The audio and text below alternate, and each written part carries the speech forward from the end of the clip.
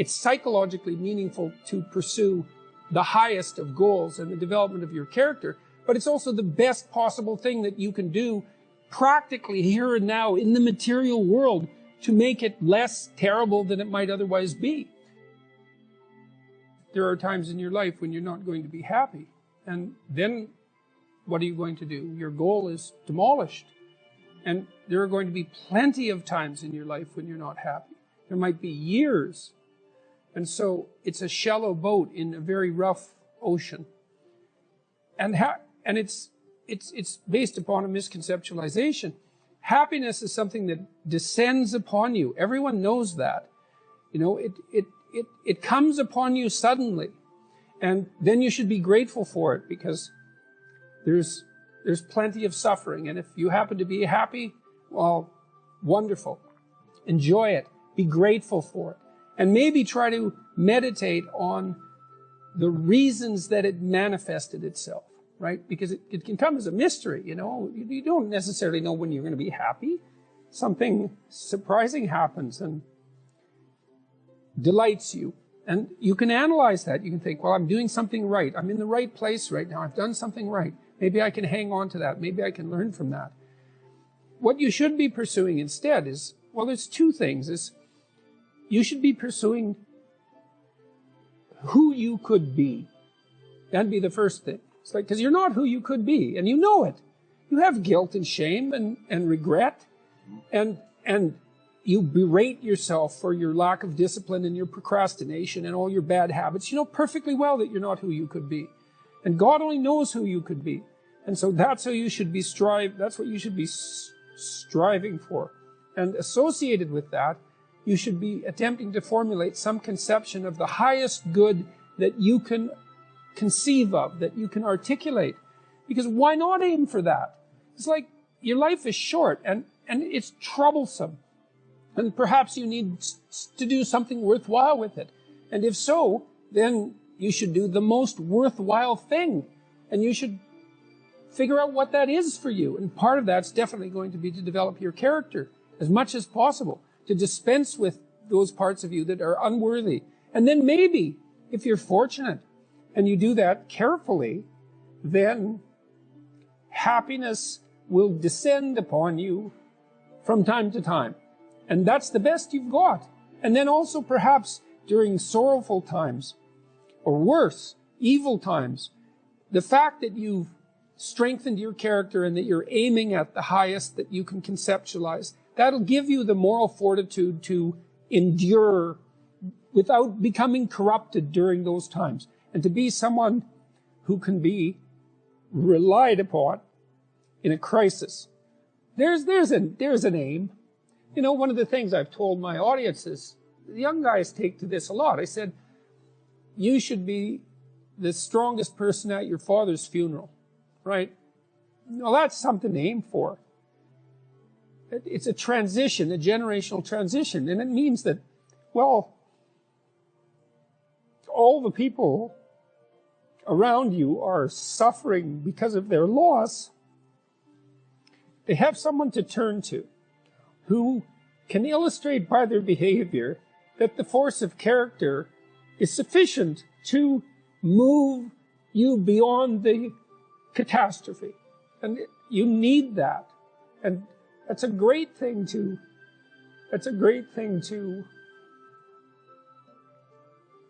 hypothesize as your aim. And happiness just evaporates as irrelevant in light of that sort of conceptualization. The internal problem is, how do you deal with tragedy and malevolence? And you can say, well, I'm not prepared. It's like, yeah, fair enough. Unsurprising, especially if you were overprotected as a child. It's not a good idea to overprotect your kids, because the snakes are going to come into the garden no matter what you do. And so then you, instead of trying to keep the damn snakes away, what you do is you arm your child with something that can help them chop them into pieces and make the world out of them. So that the trick for human thriving in the face of suffering and malevolence is strength, not protection. It's a completely different idea. We also know this clinically. We know, for example, that if you treat people with exposure therapy for agoraphobia, which is, roughly speaking, the fear of chaos, I would say, the fear of everything. You don't make them less afraid. You make them braver. It's not the same thing.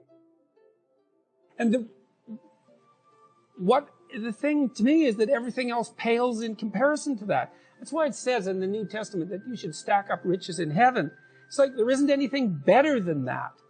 You know, you're functioning well, your family's functioning well, you're contributing to your community.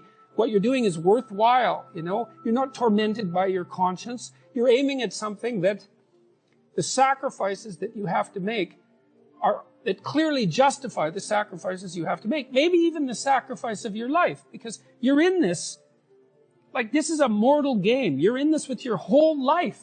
And you'd think that what that would mean, at least in part, is that you need to find a game to play that's of sufficient grandeur and nobility so that perhaps even the fact that mortality is built into the structure now becomes justifiable. I mean, it's a hell of an ambition, but it doesn't seem to me to be something that's impossible. I think you can live your life enough so that it justifies itself despite its limitation. That's the real question. Can you do that? And I believe that you can, and I believe that what that means is that the human spirit fundamentally triumphs over death. Well, and then the issue is, well, back to Noah. Well, all hell's about to break loose and chaos is coming. It's like when that's happening in your life, you might want to be doing something that you regard as truly worthwhile. Because that's what will keep you afloat when everything is flooded. And you don't want to wait until the flood comes to start doing that, because if your ark's half built and you don't know how to captain it, the probability is very high that you'll drown.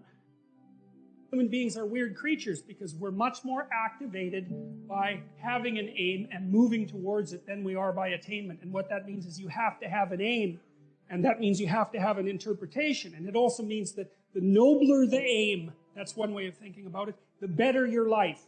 And that's a really interesting thing to know, because, you know, you've heard ever since you were tiny that you should act like a good person, and you shouldn't lie, for example. And you might think, well, why the hell should I act like a good person, and why not lie? I mean, even a 3-year-old can ask that question, because smart kids learn to lie earlier, by the way.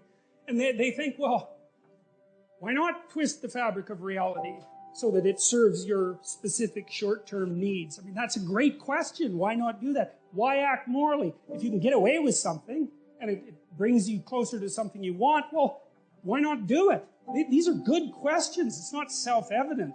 Well, it seems to me tied in with what I just mentioned. It's like you destabilize yourself and things become chaotic. That's not good. And if you don't have a noble aim, then you have nothing but shallow, trivial pleasures, and they don't sustain you. And that's not good, because life is so difficult, it's so much suffering, it's so complex. It ends and everyone dies and it's painful. It's like without a noble aim, how can you withstand any of that? You can't. You become desperate, and once you become desperate, things go from bad to worse very rapidly when you become desperate. And so there's the idea of the noble aim, and it's not something. It's something that's necessary. It's the bread that people cannot live without, right? That's not physical bread. It's the noble aim. And what is that? If you configure your life so that what you are genuinely doing is aiming at the highest possible good, then the things that you need to survive and to thrive on a day-to-day basis will deliver themselves to you. That's a hypothesis, and it's not some simple hypothesis, right? Because what it basically says is, if you dare to do the most difficult thing that you can conceptualize, your life will work out better than it will if you do anything else. Well, how are you going to find out if that's true? Well, it's a Kierkegaardian leap of faith. There's no way you're going to find out whether or not that's true unless you do it.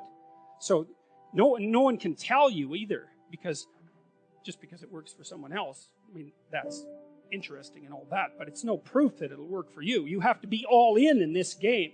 All right, so you're always in one of these little frameworks, and there's just no getting out of it. So, and that's because, you know, at any given moment, it's like field theory. There used to be psychological theories that talked about the field of human experience, something like that. And this is kind of what that is. This is a field, and basically what happens is you parse out a little part of the world, say, and so an amount you can handle. So let's say it has some duration. You're not aiming at something 50 years in the future. It's because how the hell are you going to do that? There's too many variables, you know. So you're aiming at some handleable amount of time, and you posit a goal in there, and you plot your route, and then that tells you what's up and tells you what's down, because up moves you towards the goal and down moves you away from the goal, and that sets up your motivational framework so that you have something worth attaining. You know, that's a really interesting thing to know too. It's like, why have a goal? Well, it's easy. No goal, no positive emotion. Because you experience positive emotion by noticing that you're moving towards a goal. And so if you don't have a goal, well, you can't have any positive emotion. So you better have a goal. One thing to remember is that if you don't erect a hierarchical structure with something to aim at, you got no positive motivation, because you experience positive motivation in relationship to a goal, not from attaining the goal. That's satisfaction. Besides, it's fleeting. You know perfectly well. You graduate from university, poof, next day you have a problem, which is what do you do next? And that's a tough problem. It's not like you've solved your problems by winning that game.